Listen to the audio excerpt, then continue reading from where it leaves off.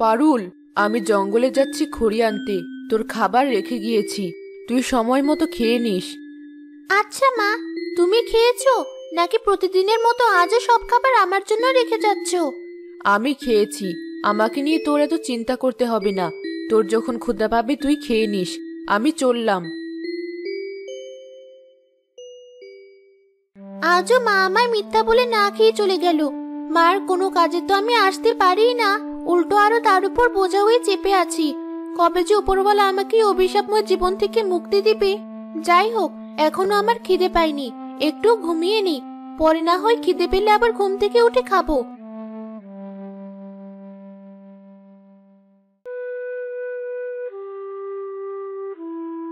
আজ আমার কপালটাই খারাপ, কোথাও সুবিধা করতে পারলাম না।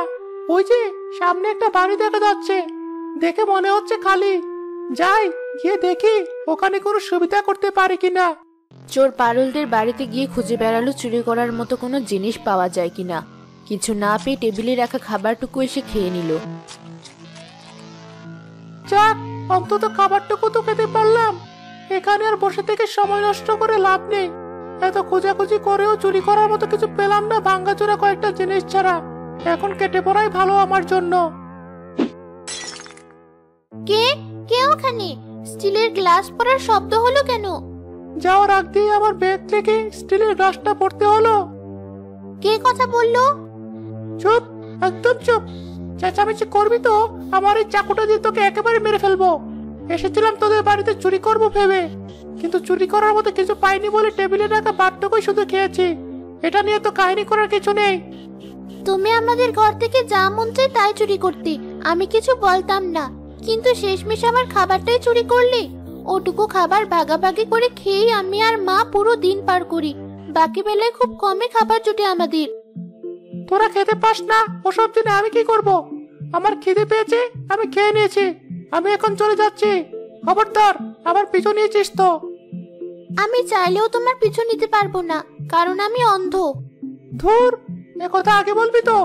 শুধু শুধু আমার সময় নষ্ট করলি, অন্ধ মেয়ে কোথাকার। আমি চললাম। পারুল হাতড়ে হাতড়ে তার খালি থালাটা হাতে নিয়ে উঠোনে গিয়ে বসে কাঁদতে থাকলো। তার কান্নার শব্দ শুনে এক পরী এসে সেখানে নামলো। এই মেয়ে, কি হয়েছে তোমার? কাঁদছো কেন? এক চোর এসে আমাদের সব খাবার চুরি করে নিয়ে গেছে। মা দিনরাত কত কষ্ট করে আমার জন্য খাবারের ব্যবস্থাটুকু করেছিল। এখন যদি আমি মাকে বলি আমি সামান্য খাবারটুকুও দেখে রাখতে পারিনি, অন্য কেউ এসে খাবার চুরি করে নিয়ে গেছে, শুনলে মা খুব কষ্ট পাবে। চিন্তা করো না, বিপদ আপদ তো আর মানুষের জীবনে বলে আসে না। তোমার মা নিশ্চয়ই বুঝতে পারবে বিষয়টা। মা নিজেকে কতই বুঝ দেবে, একে তো তার মেয়ে অন্ধ, তার উপরে অসুস্থ শরীর নিয়ে এত খাটনির পরও সামান্য যেটুকু খাবার জোগাড় করেছিল মা, সেই খাবারটুকু চোর চুরি করে নিয়ে গেল। কাল মাকে আবার কাজে যেতে হবে না খেয়ে। আচ্ছা, তোমার কি মনে হয় তুমি যদি বাকি সবার মতো চোখে দেখতে পেতে তাহলে তোমার জীবনের দুঃখ কষ্ট কমে যেত? অবশ্যই। আমি কিছু করতে না পারলেও অন্তত মায়ের কাছে বোঝা হয়ে থাকতাম না। ঠিক আছে, আমি ব্যবস্থা করছি তোমার দৃষ্টিশক্তি ফিরিয়ে দেওয়ার। আমার হাত ধরে চলো আমার সাথে। কিন্তু তুমি কি, আর আমি কোথায় যাব তোমার সাথে? আমি পড়ি, আকাশ দিয়ে উড়ে যাওয়ার সময় তোমার কান্নার শব্দ শুনে দেখতে এসেছিলাম তোমার কি হয়েছে। তোমার কষ্টের কথা শুনে এখন আমি তোমাকে সাহায্য করতে চাই। তুমি কি তাহলে তোমার জাদু দিয়ে আমার দৃষ্টিশক্তি ফিরিয়ে দেবে? শুধু জাদু দিয়ে তো আর তোমার চোখ ঠিক করতে পারবো না আমি, সেজন্য আরেক জোড়া ভালো চোখ লাগবে। কিন্তু কে দেবে আমার মতো গরিব অসহায় মেয়েকে চোখ? যে লোক একটু আগে তোমার খাবার চুরি করে খেয়েছে তার কাছ থেকে চোখ চুরি করব তোমার জন্য। কিন্তু কিন্তু কি, এতে তোমার চোখও পাবে তুমি, আর ওই চোরেরও শাস্তি পাওয়া হয়ে যাবে। কিন্তু ওই চোর তো অনেক আগেই চলে গেছে, আর আমি বলতেও পারবো না চোরটা দেখতে কেমন ছিল। চিন্তা করো না, ওসব দেখার দায়িত্ব আমার। তুমি শুধু চলো আমার সাথে। ঠিক আছে। পারুল পরীর হাত ধরে পরীর সাথে আকাশে ভেসে বেড়াতে থাকলো। খানিক সময় বাদে এক বাড়ির সামনে এসে দাঁড়ালো তারা।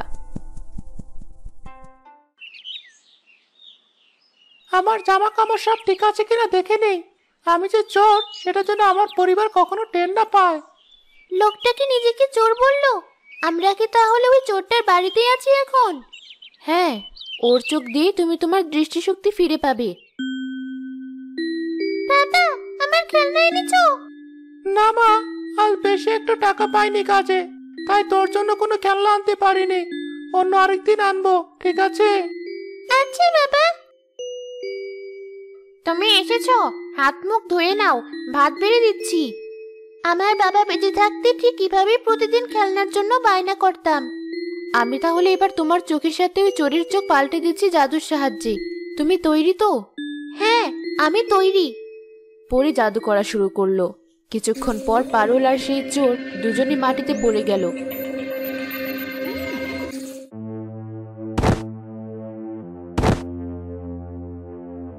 কি হলো তোমার?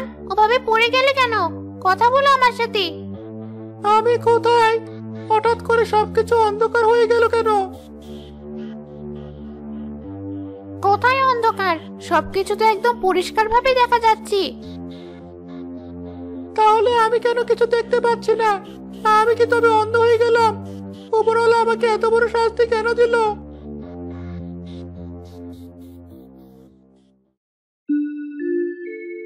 আমি সব দেখতে পাচ্ছি। পরি, এ কি তুমি? তুমি দেখতে এত সুন্দর। আমার জাদু তাহলে কাজ করেছি। তুমি সব দেখতে পাচ্ছ আর ওই চোরটা অন্ধ হয়ে গেছে। তোমাকে অনেক ধন্যবাদ। বাবা, তুমি কি সত্যি আমাকে দেখতে পাচ্ছ না? না মা, আমি অন্ধ হয়ে গেছি, তোকে দেখতে পাচ্ছি না আর। এখন কি হবে আমাদের? আমার জন্য আজ ওদের এই অবস্থা। ওরা এত কষ্ট পাচ্ছি, কাঁদছি। চোর হিসেবে সে তার শাস্তি পেয়েছে, আর অপরাধের কারণে তার পরিবারকেও শাস্তি পেতে হচ্ছে এখন। এসব আমাদের দেখার বিষয় না। চলো আমরা এখান থেকে চলে যাই। ঠিক আছে, চলো।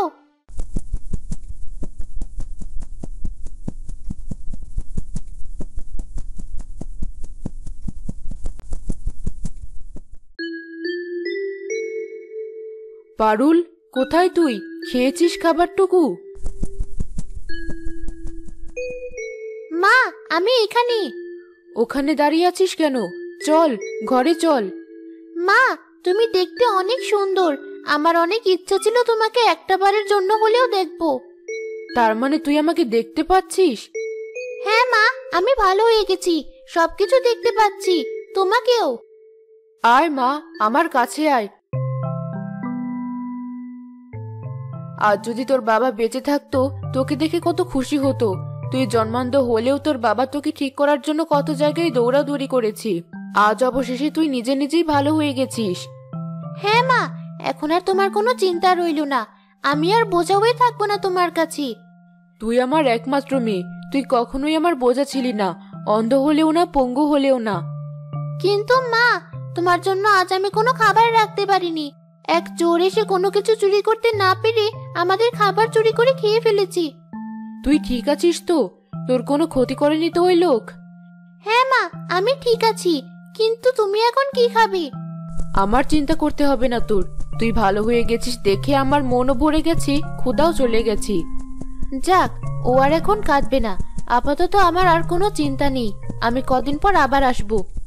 কিছুদিন পর পরে আবার কুসুমদের বাড়ি গিয়ে কুসুমের কান্না শুনতে পেল। কি হয়েছে তোমার? কাঁদছো কেন? আমার বাবা একদিন হঠাৎ করে অন্ধ হয়ে যায়। কাল যে স্বীকার করেছে আগে সে চুরি করে আমাদের সংসার চালাতো। এই কথা শোনার পর মা বাবাকে ছেড়ে তার বাপের বাড়ি চলে যায়। বলো কি? যাওয়ার আগে মা আমাকেও তার সাথে করে নিয়ে যেতে চাইছিল, কিন্তু আমিও চলে গেলে বাবার কি হবে ভেবে আর যাইনি। এখন বাবাকে নিয়ে কিভাবে কি করবো ভেবেই কাঁদছি। তোমার কি মনে হয় তোমার বাবা যদি আবার তার চোখ ফিরে পায় তাহলে সব আগের মতো ঠিক হয়ে যাবে? হ্যাঁ, বাবা আমাকে কথা দিয়েছে, সে যদি ভালো হয়ে যায় তাহলে আর চুরি করবে না, সৎভাবে জীবন যাপন করবে। তখন তুমিও তো আর কাঁদবে না, তাই না? হ্যাঁ, কান্না করার কোনো কারণ না থাকলে কেন কাঁদবো আমি? ঠিক আছে, আমি দেখছি কোনো ব্যবস্থা করা যায় নাকি।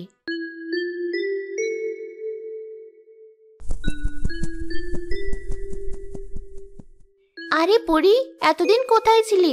ভালোই করেছো তুমি এই সময় এসে। এই দেখো, ফুল দিয়ে আমি কত সুন্দর একটা মাথার তাজ বানিয়েছি। এই তাজটা তোমাকে বেশ ভালো মানাবে। ঠিক আছে, পরিয়ে দাও আমায়। বাহ, তোমাকে কি সুন্দর লাগছে। তুমি সেই চোরটার কাছ থেকে তার চোখ নেওয়ার পর তার পরিণতি কি হয়েছে জানতে চাও? ও হ্যাঁ, তার বউ আর মেয়ে অনেক কান্নাকাটি করছিল। আশা করি এতদিনে সব ঠিকঠাক হয়ে গেছে। তুমি চলো আমার সাথে, তাহলে বুঝতে পারবে তাদের বর্তমান পরিস্থিতি। চলো।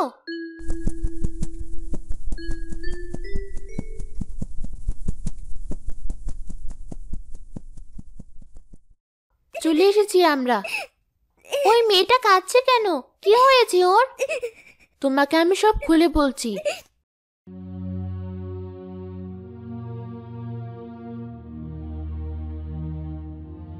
এত কিছু হয়ে গেছে কদিনের ভিতরেই। আমিও মেয়েটার সাথে কথা বলতে চাই। কি তুমি? আমি পারুল। পরি আমাকে তোমাদের ব্যাপারে সব বলেছে। সব শুনে আমার খুব খারাপ লেগেছে বলে তোমাকে আমি সান্ত্বনা দিতে এসেছি। তোমার সান্ত্বনা দিয়ে কি হবে? পারলে আমার বাবার দৃষ্টিশক্তি ফিরিয়ে দাও, নয়তো চলে যাও এখান থেকে। মা দাঁড়া, ওই কণ্ঠটা আমার কাছে পরিচিত মনে হচ্ছে। তুমি সেই অন্ধ মেয়েটা না, যার খাবার আমি চুরি করে খেয়ে ফেলেছিলাম? জি, ঠিক বলেছেন। তুমি আমাকে ক্ষমা করে দাও মা। তোমার অভিশাপ লেগেই আমার আজ এই অবস্থা হয়েছে। তোমার সাথে খারাপ ব্যবহার করা উচিত হয়নি আমার। বাবা, তুমি সত্যি বলছো? তুমি আমাদেরকে ক্ষমা করে দাও আর বাবার উপর থেকে তোমার অভিশাপ তুলে নাও। আমার বিশ্বাস তুমি তোমার অভিশাপ তুলে নিলেই বাবা আবার চোখে দেখতে পারবে। কিন্তু আমি কিভাবে?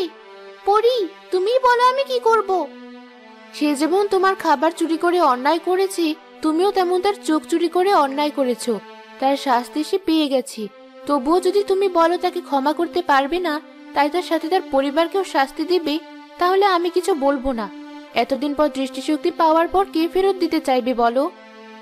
আমি চোখে দেখতে পেলেও মা আমাকে ভালোবাসবে, না পেলেও। মা বলেছে আমি কখনোই তার উপর বোঝা হব না। কিন্তু কুসুমের বাবা তো তার পরিবারের উপর বোঝা হয়ে গেছে।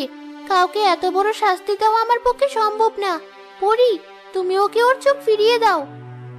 তুমি নিশ্চিত তো? বেশ, ঠিক আছে তাহলে।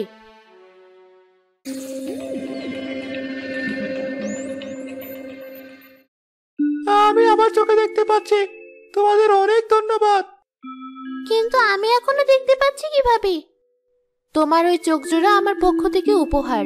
এই চোখগুলো আগে আমার এক বন্ধুর ছিল, যে ছিল মানুষ হিসেবে অনেক ভালো আর ক্ষমাশীল। মৃত্যুর আগে তার ইচ্ছা ছিল এই চোখ দুটো কোনো ভালো মানুষকে দিয়ে যাবে। তার সেই ইচ্ছে আমি পূরণ করেছি। অনেক খোঁজার পর একমাত্র তোমাকে পেয়েছি আমি যোগ্য হিসেবে। তার মানে তুমি এতদিন আমার পরীক্ষা নিচ্ছিলে? হ্যাঁ, আর তুমি মহানুভবতা দেখিয়ে প্রমাণ করে দিয়েছো যে তুমিই যোগ্য। আমার কাজ শেষ, আমি তাহলে চলি।